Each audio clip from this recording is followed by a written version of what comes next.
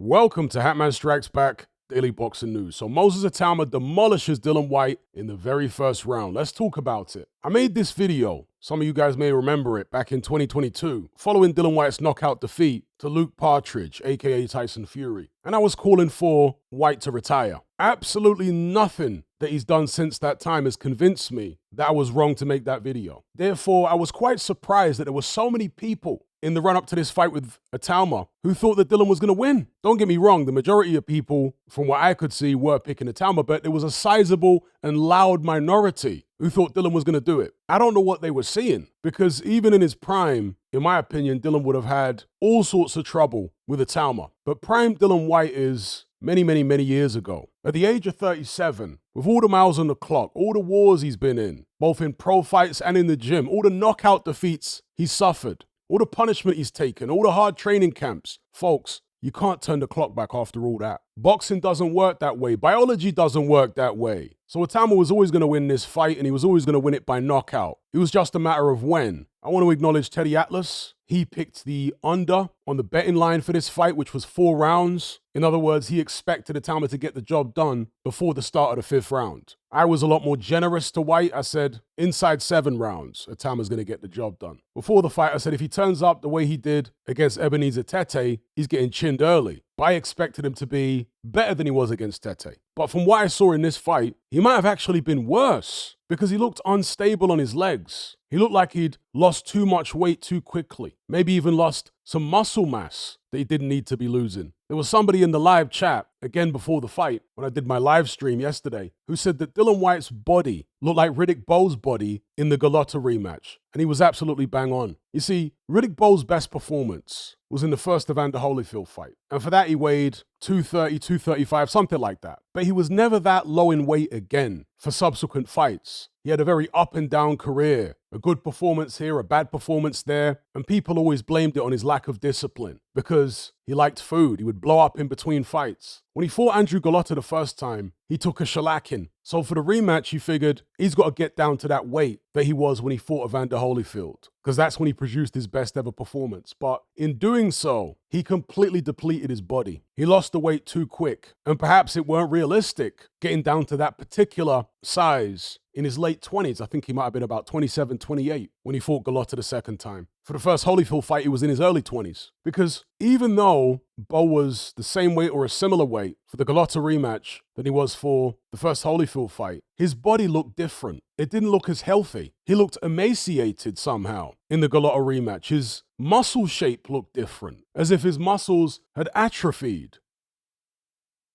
And when the fight started, Bowe looked unsteady on his legs before he'd even been hit. He had that janky old man look when he was moving around the ring. You know, and the knees are kind of wobbly. Physically, he actually looked better in the first fight in terms of being more stable and looking more strong. And that's when he was quite a bit heavier. He wasn't like crazy overweight, but he was heavier than he was for the rematch. And as that person pointed out in the live chat yesterday, Dillian Whyte had that very same thing going on. Okay, the weight was down, but his legs didn't look right. Teddy Atlas even noticed this in the Ebenezer Tete fight before he'd lost all the weight. But the effect was even more pronounced after the weight had come off. He looked unstable at one of the press events during fight week when he was walking to the stage. Looked like a janky old Jamaican granddad. And even before the opening bell, when the camera was on Dillian Whyte, he did this kind of weird warm-up routine where he was practicing his blocking. And that looked like a janky old granddad. His movements just looked all off. Then the opening bell went and he looked terrible. But what did people expect? Well, you thought you'd get the Dillian Whyte who fought Joseph Parker from 6-7 years ago, whenever that was? Nah, bro. He's accumulated far too much damage since then to ever be that guy again. Itauma did what he does. He had a look at Dillian Whyte. He admitted after the fight that there was some initial nerves after the opening bell, but he kept seeing Dillian Whyte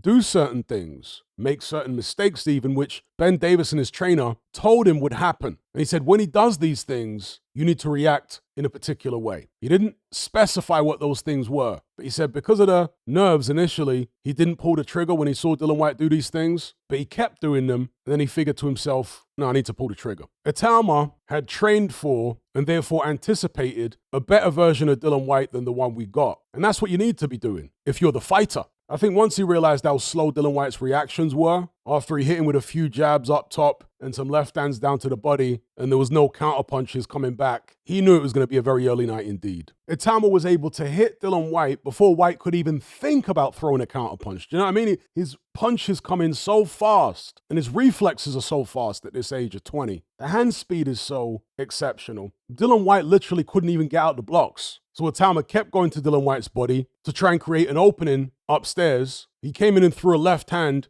Dillian Whyte ducked, and it actually appeared to connect on the back of Dillian Whyte's head. It's not a legal punch, but I don't think it was intentionally illegal. And it was so fast, I can't blame the referee if he didn't catch it. But that hurt Dillian Whyte. He staggered back into the ropes. Itauma moved in, started unloading. Some of the shots were blocked, but some of them were getting through on Dillian Whyte's forehead and temple area. There might have been another one that was kind of on the back of the head, but the finishing shot was a right hook, which appeared to catch Dillian Whyte maybe on the cheekbone, and down he went. He didn't have the wherewithal nor the reflexes to get a single counter off amidst that whole barrage, as far as I can remember.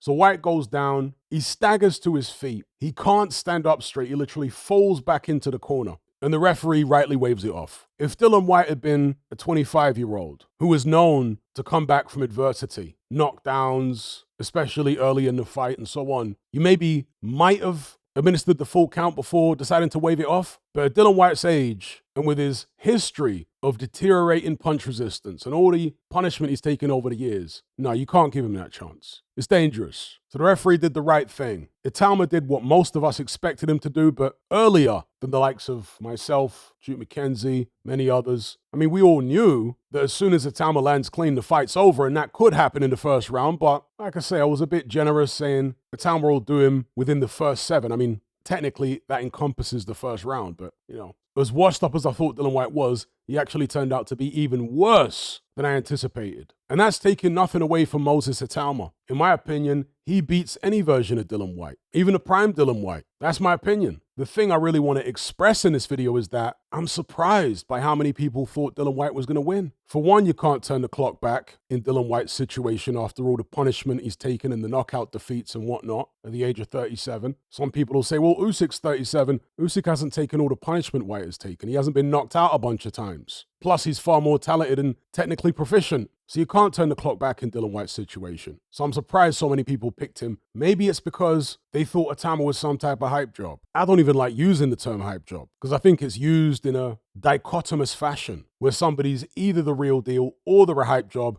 and there's nothing in between. Whereas in reality, boxing is a lot more nuanced than that. There are shades of gray in between the real deal and hype job. Moses Itauma is 100 billion% not a hype job. Is he the real deal, as in, will he go on to become a world champion and have a long run? That remains to be seen. But this is not a Johnny Fisher we're talking about here. This is not some gimmick fighter. This is a very, very rare and special talent who has tremendous potential. It's his job to stay disciplined, stay focused, continue working on his craft, and fulfill that potential. Hopefully, the people who thought he would lose to Dillian Whyte are starting to see the ability he has now. He's not some media creation, folks. When he was turning up in his school uniform to spar the likes of Joe Joyce, when he was 14, there was no cameras around in that gym filming him. And no, when he was sparring Lawrence Okolie when he was 15, there were no cameras around filming him. Nobody knew who he was as far as the broader public. And even most hardcore boxing fans didn't know who he was at that stage. When he was sparring Daniel Dubois when he was 17,